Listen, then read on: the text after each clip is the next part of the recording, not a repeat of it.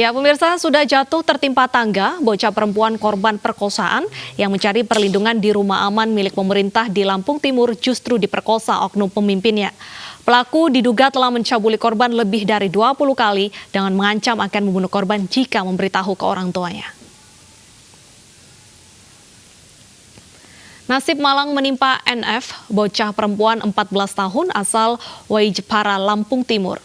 Setelah menjadi korban perkosaan, NF dan sang ibu mengadukan kasus yang menimpa dirinya ke rumah aman milik pemerintah. Namun bukan perlindungan yang ia dapat, NF justru diperkosa dan diduga oleh oknum kepala UPT P2TP2A wilayah tersebut.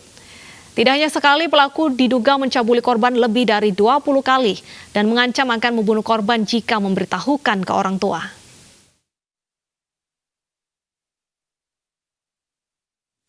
Sejumlah kasus kekerasan seksual terhadap anak ini masih terjadi. Lantas bagaimana sistem perlindungan anak dan apakah ada tes kejiwaan kepada penjaga rumah aman? Kita akan menghubungi psikolog Mbak Cassandra Putranto. Selamat siang Mbak Cassandra. Selamat siang Mbak Dita. Ya, Mbak Cassandra, angka kekerasan seksual tepatnya untuk anak di bawah umur kan semakin meningkat. Sebenarnya apa yang perlu dibenahi, Mbak? Sebenarnya keprihatinan ini sudah terlalu lama digaungkan. Bahkan mungkin sejak tahun 2012 sudah dicanangkan Indonesia darurat kekerasan seksual. Tapi ternyata dari 2012 sampai 2020 pun seringkali wacana saja yang tertinggal gitu. Hanya berupa sebuah pernyataan retorika tentang semangat untuk membasmi atau mengatasi masalah kekerasan seksual terutama terhadap anak dan perempuan. Nah, tentu saja harus segera dilakukan perubahan-perubahan untuk mengatasi permasalahan yang kita alami saat ini, gitu ya. Berbagai kasus-kasus terjadi setiap hari di Indonesia dan sudah banyak juga penelitian terhadap jumlah kasus-kasus yang ternyata baik penanganannya ataupun pencegahannya tidak dapat diatasi.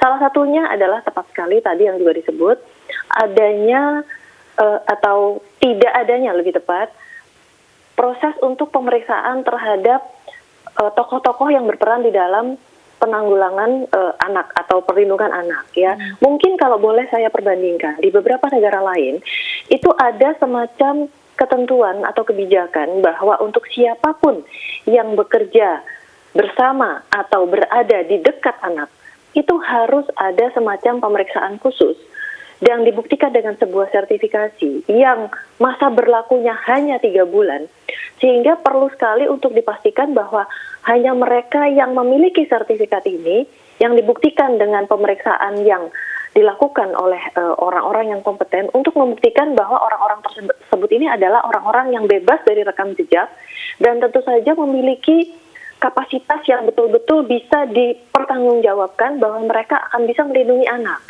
Nah, dengan banyaknya kasus-kasus saat ini, tentu saja kebutuhan akan undang-undang, akan kebijakan-kebijakan yang berpihak kepada anak dan perempuan terutama, tentu harus didahulukan.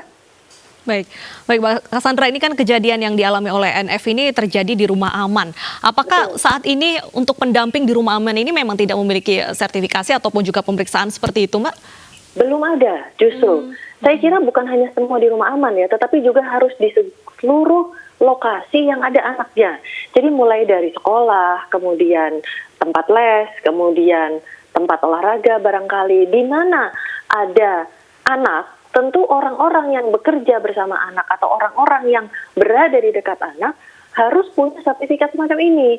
Apalagi yang berada di tempat aman yang seharusnya adalah menjadi tempat perlindungan bagi korban. Nah, dalam hal ini kan berarti terjadi kekerasan berulang. Apalagi kita dengar sampai 20 kali yang seharusnya anak dilindungi dalam sebuah rumah aman, tapi ternyata justru tidak dilindungi dan bahkan dilakukan oleh orang yang seharusnya melindungi. Baik. Nah, dalam hal ini tentu harus segera dipikirkan adanya ketentuan-ketentuan dan penegakan kebijakan yang bisa lebih melindungi anak dan terutama korban kekerasan seksual supaya tidak terjadi kekerasan berulang.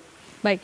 Nah, selain kita berbicara seputar rumah aman, tentunya korban ini kan rata-rata di bawah umur. Apakah saat ini pendidikan seksualitas di sekolah ini masih dianggap tabu sehingga banyak sekali mungkin anak-anak di bawah umur ini tidak mengerti terkait dengan bahaya terbesar dari ini, Mbak?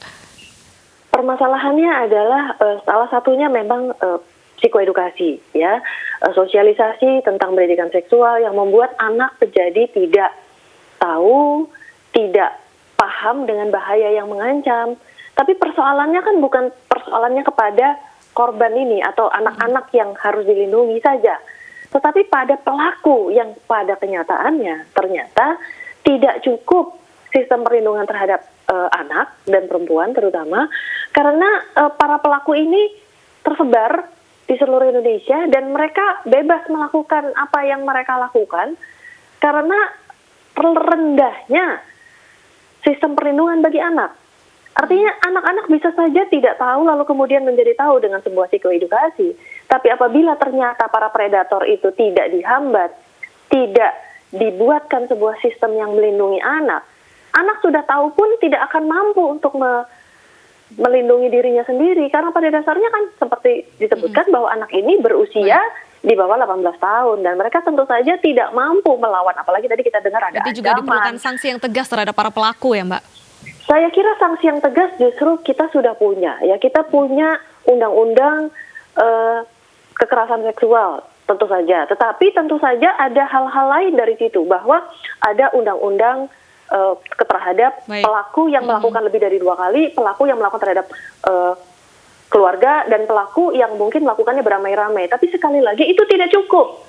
Itu perlu undang-undang lain, terutama dalam hal melindungi anak. Artinya membatasi akses daripada predator-predator itu untuk bisa mendekati anak. Jangankan untuk bisa bersama dengan anak, tapi untuk mendekati pun harus bisa dibatasi. Berarti memang dibutuhkan keberpihakan pemerintah yang cukup besar dalam menyelesaikan kasus ini. Terima kasih atas informasi dan juga waktunya Mbak Cassandra. Terima kasih sudah bergabung di iNews Siang.